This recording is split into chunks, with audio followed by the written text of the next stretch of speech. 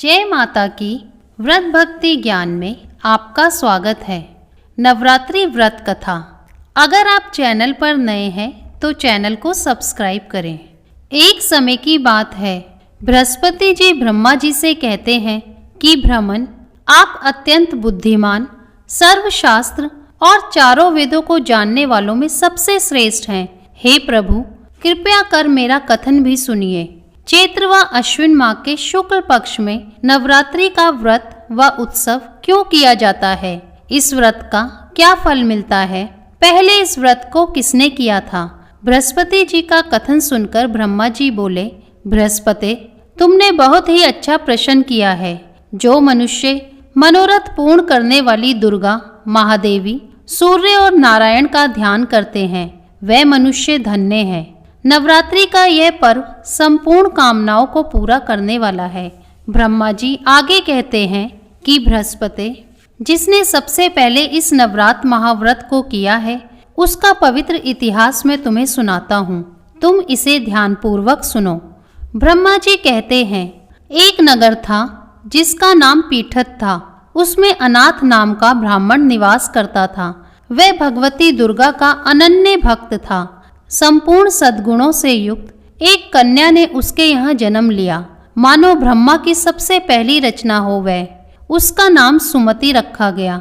सुमति अपनी सहेलियों के साथ ऐसे बड़ी होने लगी जैसे शुक्ल पक्ष में चंद्रमा की कलाएं बढ़ रही हों। सुमति के पिता नियम से प्रतिदिन दुर्गा की पूजा तथा हवन किया करते थे और उस समय सुमति भी वहां उपस्थित रहती थी। एक दिन सुमति अपनी सहेलियों के साथ खेल में मग्न हो गई और भगवती के पूजन में शामिल नहीं हुई। उसके पिता को सुमति पर बहुत क्रोध आया और क्रोध में आकर कहने लगे कि हे दुष्ट पुत्री, आज तुम भगवती के पूजन में शामिल नहीं हुई, इसलिए मैं तुम्हारा विवाह किसी कुष्ठी व दरिद्र मनुष्य से कर दूंगा। पिता की बातों से पुत्री को कष्ट पहुंचा और कहने लगी कि हे पिता, मैं आपकी पुत्री हूँ और आपके अधीन हूँ, इसलिए आप मेरा विवाह जिस किसी से कराना चाहें करा सकते हैं, क्योंकि होना तो वही है जो मेरे भाग्य में लिखा है। मुझे तो भाग्य पर पूर्ण विश्वास है। सुमति कहती है कि मनुष्य कितने मनोरथों को पूरा करना चाहता है, लेकिन होता तो वही है जो भाग्य विधाता भाग्य में लिख कर देते हैं। जो जैसा कर्म करता है उसको फल भी उनके कर्मों के अनुसार ही मिलते हैं। मनुष्य के हाथ में केवल कर्म करना लिखा है और उसका फल देना भगवान के हाथ में होता है। अपनी कन्या के मुख से ये निर्भयपूर्ण बातें सुनकर ब्राह्मण का क्रोध बढ़ जाता है और अपनी पुत्री का विवाह एक कुष्ठ रोगी से कर देता है और कहता है कि अब जाओ और अपने कर्म का फल भोगो। मैं भी देखता हूँ कि तुम भाग्य के भरोसे रहकर कैसे जीवन यापन करती हो। पिता के वचनों को सुन सुमति मनन करने लगी कि मेरा दुर्भाग्य है कि मुझे ऐसा पति मिला, और अपने दुखों पर विचार करती हुई सुमति वन की ओर चल पड़ी। उस भयानक वन में कुशा पर रात बिताई।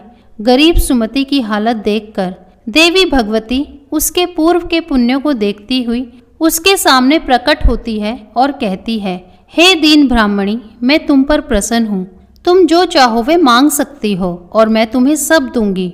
भगवती दुर्गा के वचन सुनकर सुमति कहने लगी, आप कौन है जो मुझ पर प्रसन्न है? अपनी दीन दृष्टि से आप मुझे कृतार्थ करें। ब्राह्मणी की बात सुनकर देवी कहने लगी कि मैं आदि शक्ति हूँ। मैं ही ब्रह्मा, विद्या और सरस्वती हूँ। प्रसन्न होने पर मैं प्राणियों का दुख दूर कर उन्हें सुख प्रदान करती हूँ। मैं तुझसे तेरे पूर्व पुण्यों के कारण प्रसन्न हूँ। देवी कहती है कि तुम पूर्व जन्म में निषाद की पत्नी थी और अत्यधिक पतिव्रता थी। एक दिन तेरे पति निषाद ने चोरी की और इस चोरी में निषाद के साथ सिपाहियों ने तुम्हें भी पकड़ लिया। तुम दोनों को जेल में बंद कर दिया और भोजन भी नहीं दिया। उन दिनों तुमने ना कुछ खाया और ना ही कुछ पिया। इस प्रकार 9 दिन तक नवरात्र का व्रत हो गया। भगवती बोली कि हे देवी, उन 9 दिनों के व्रत के प्रभाव से मैं प्रसन्न हूँ और तुम्हें मनोवांछित वस्तु दे रही हूँ। तुम जो चाहे मांग सकती हो।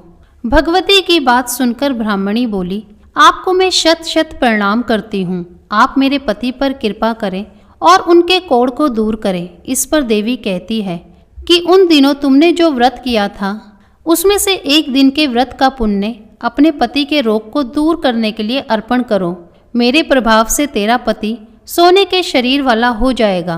ब्रह्मा जी बोले। इस प्रकार देवी का वचन सुन वह ब्राह्मणी बहुत खुश हुई और पति को निरोगी देखने की इच्छा से ठीक है ऐसे बोली। उसके पति का शरीर भगवती देवी की कृपा से ठीक होकर सोने की कांति सा हो गया, मानो उसकी कांति के समक्ष चंद्रमा की कांति भी फीकी पड़ गई।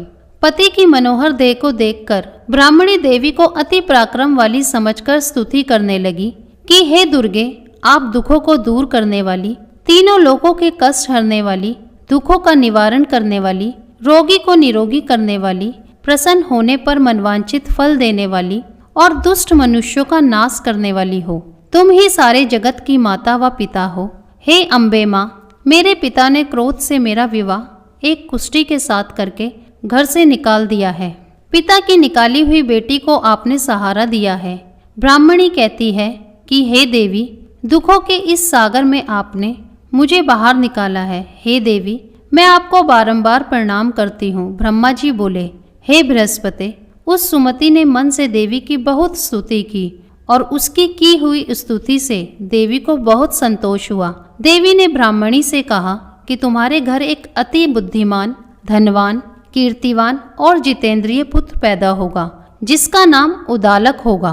देवी ब्राह्मणी से कहने लगी, हे ब्राह्मणी, तेरी कोई और इच्छा हो तो वह मांग सकती हो।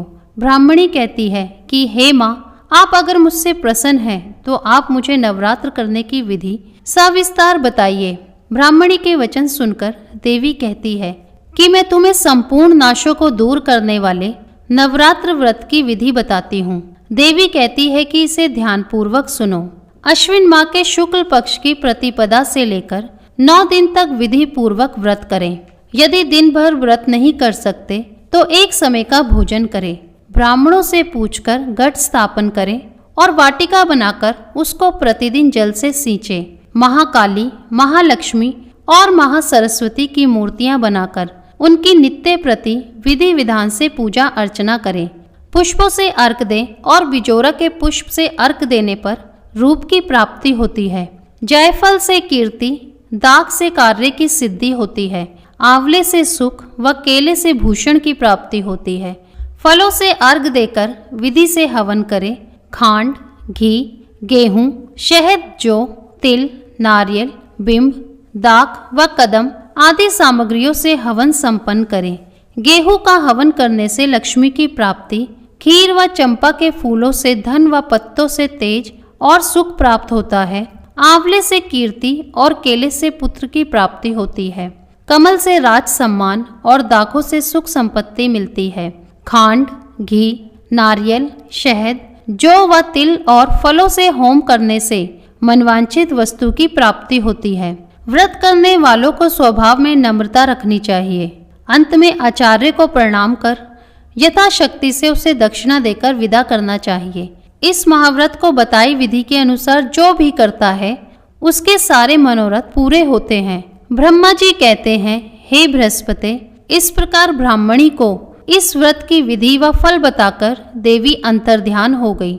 जो मनुष्य इस व्रत को करता है वह इस लोक में सुख पाकर अंत में मोक्ष को प्राप्त करते हैं।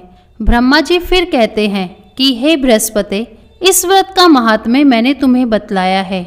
ब्रह्मा जी का कथन सुन बृहस्पति आनंद विभोर हो उठे और ब्रह्मा जी से कहने लगे, हे ब्रह्मा जी, आपने मुझ पर अति कृपा की है जो आपने मुझे अमृत के समान इस नवरात्रि व्रत का महात्म्य सुनाया है।